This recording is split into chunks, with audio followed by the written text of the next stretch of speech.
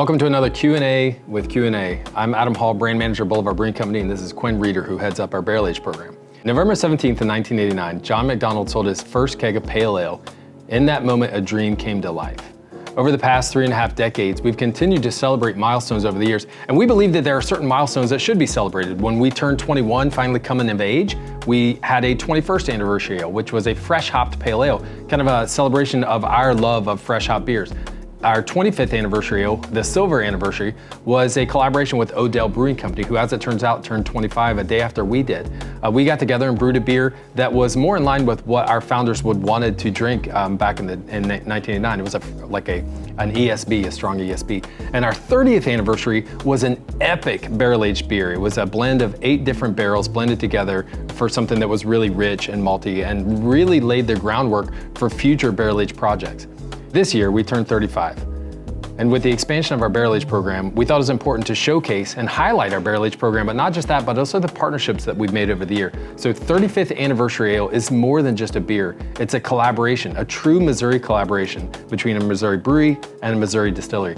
Quinn, can you tell us, how did this beer come to be? The 35th Anniversary is a collaboration between Holladay Distilling and us. We have been partners with Holladay Distilling for a couple years.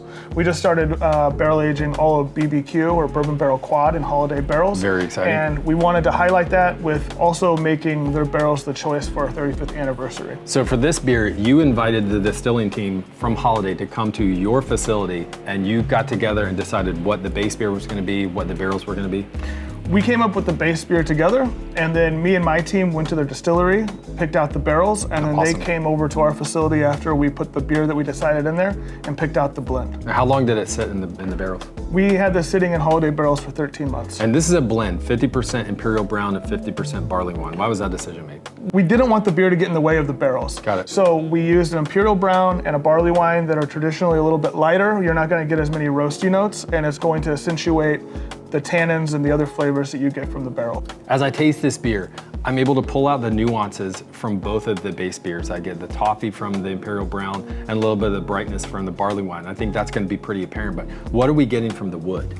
So the Holladay bourbon barrels that we use, it's all premium choice barrels, premium choice bourbon, all made in Missouri, which is another great thing.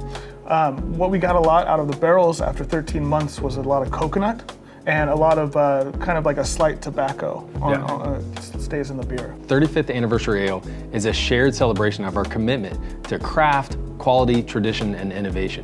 We encourage you to pick this bottle up, pour a glass, raise it to the past 35 years and the 35 years to come.